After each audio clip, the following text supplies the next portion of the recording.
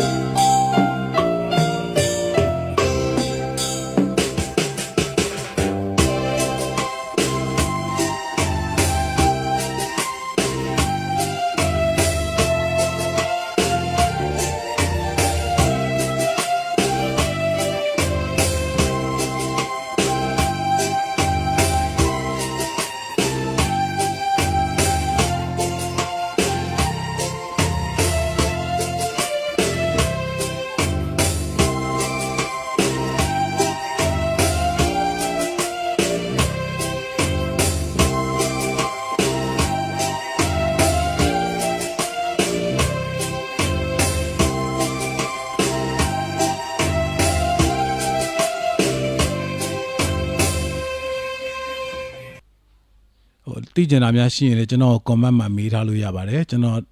လိုအပ်ရင်ကျွန်တော်ဗီဒီယိုလုပ်ပြီးတင်ပေးပါမယ်ကျွန်တော် channel လေးကိုလည်း subscribe လုပ်ရသေးရင် subscribe လုပ်ပေးပါဦးကြည့်ရှုပေးတဲ့မိတ်ဆွေအားလုံးကိုကျေးဇူးတင်ပါတယ်ကျွန်တော်နောက်ဗီဒီယိုမှာပြန်လည်ဆုံတွေ့ပါမယ်